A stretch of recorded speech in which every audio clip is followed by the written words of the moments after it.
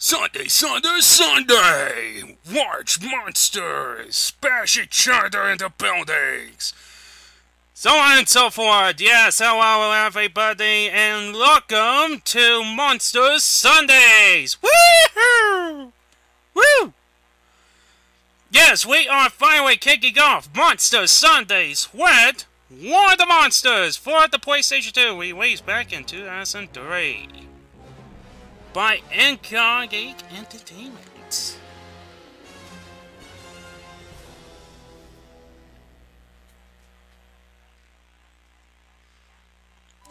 So War of the Monsters, it's a monster fighting game, in case you know that tell. That is the theme of Monster Sundays. That I will play a game that involves monsters in some way, fighting or destroying buildings. In such cases, this is about monsters fighting other monsters. But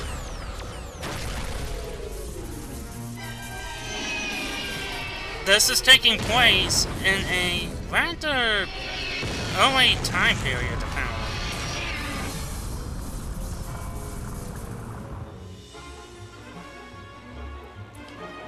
The main plot is that aliens invaded Earth, humans fought back in the most stupid-ass way possible, and supposedly killed the aliens? But at the same time, either by their curiosity, or it was the fact that one of these ships did, created all these giant monsters that you may or may not recognize as from other movies. Like B-rated movies like Godzilla, King Kong, all of that. So, with that said though, we have War of the Monsters. We're going to be choosing one player. After we go into the options real quick and see if everything is in tip-top shape.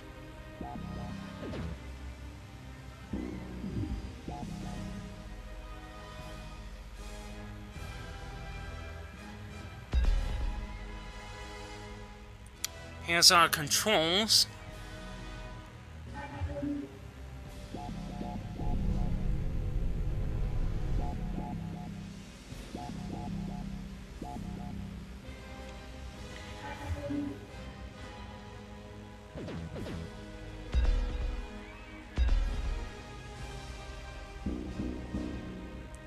And these are our characters. My personal favorite, and the one we're going to be playing as, is Ultra Fee, and we're going to be using its alternate costume, costume number 4. Each alternate costume, costume number 4, is an alternate costume in some way. In Ultra Fee's case, it is a female version of Ultra Fee, as opposed to the initial male model.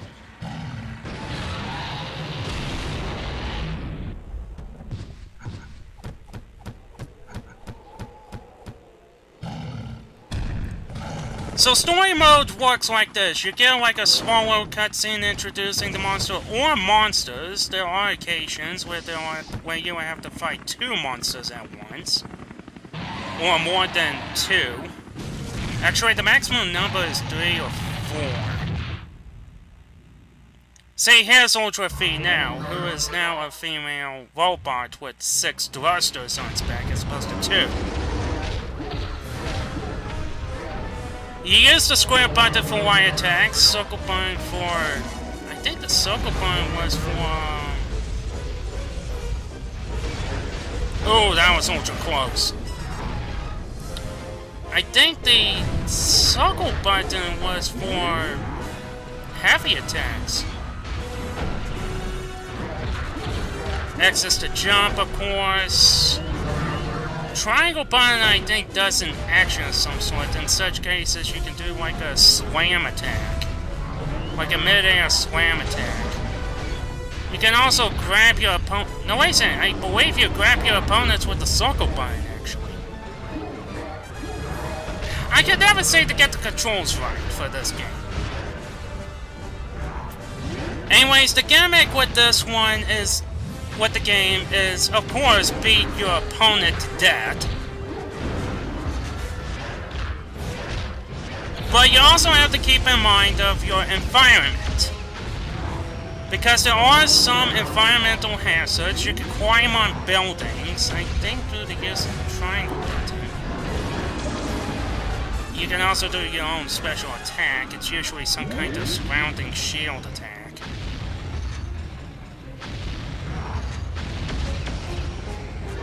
Now, don't you have to keep in mind that there are, like, special environmental hazards that you can activate? But there's also collapsing buildings, which can instantly kill you. So that's another thing that you have to keep in mind. Also, another awesome thing is that you can walk up towards your enemy while he's down, and you can just basically punch him. Essentially bringing a little, what's the word am I looking for? A little expression to the term kick him while they're down. Which is basically insult to injury. At the end of each level during story mode, you are given some level tokens. Some battle tokens. You can spend these in the store for bonuses. However, the essential way to grind them is to defeat the final boss over and over and over. There's a set amount. There's not like a random amount depending on how well you performed. Like, you don't like get like only 50 battle tokens if you did not defeat the monster or monsters fast enough. Thank God they did not do that. It's usually just a set amount, and it's usually in the thousands. Sometimes it reaches up to the tens of thousands. Anyways, here's our next opponent, Togira, I believe his name is correct. He's supposed to be the game's equivalent to Godzilla. As opposed to Kongor, or Kongor, who is the game's equivalent to King Kong. This one, of course, Ultra V, of course, rips off some kind of giant robot anime, I guess Gundam Seed.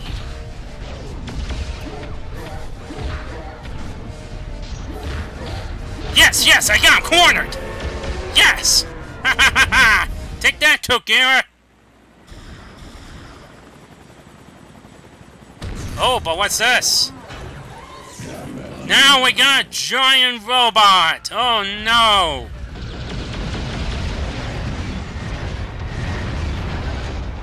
Each monster comes with his...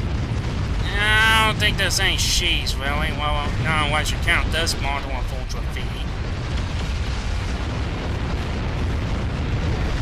So I guess in that case, it's, we're going to refer to these monsters as its.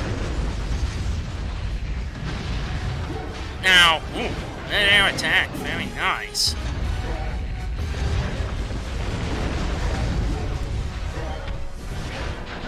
I forgot what I was going to say. Damn it. Wait! Oh, now I remember what I was going to say. Each monster has its own use of... what would that be? Its own use of, long-range, firing. You can also grab things, too, which becomes really handy later on. Because there are certain objects that you can use, like radio towers, that you can use just to, like, impale your enemy and they become stunned.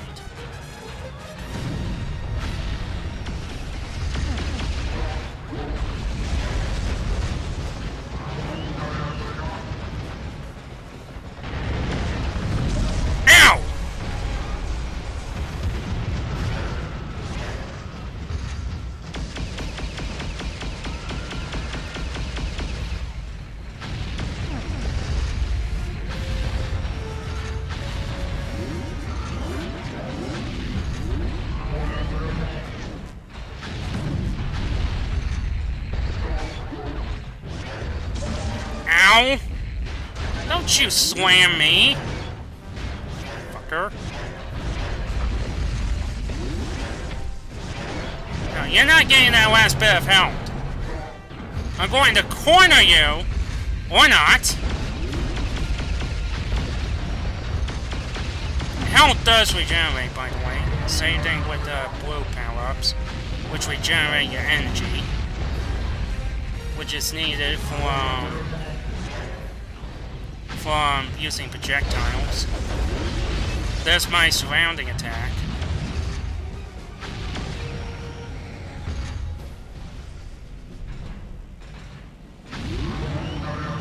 Where you go? Come on. Where you go? Ah, there you are! Get over here! No, you're not going to get more health. Get over here! Let me punch you! Get over here, you coward! Ow! Now he's got more health.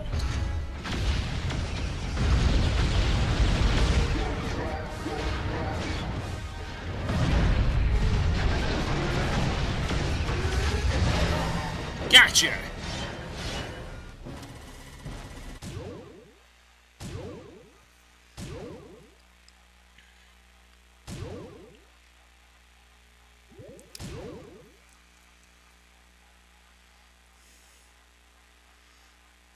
So yeah, after saving the game and such... Oh, actually, here's something else that I can talk about during Outpost X. Which is the name of the next level, as you can no doubt tell.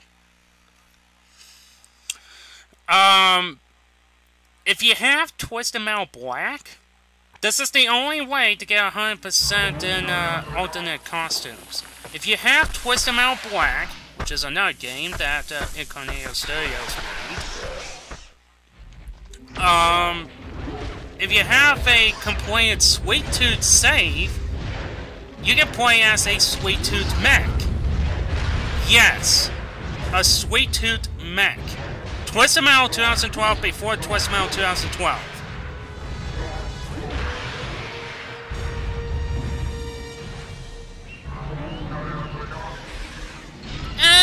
The suit is okay. I'm not very impressed by it. It does have a nice little laugh to it, which is a nice throwback.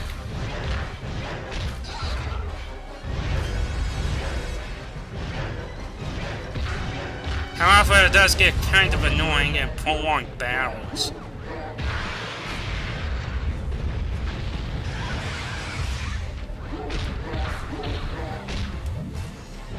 Just imagine like every 5 minutes you hear this creepy, deep laugh that goes like...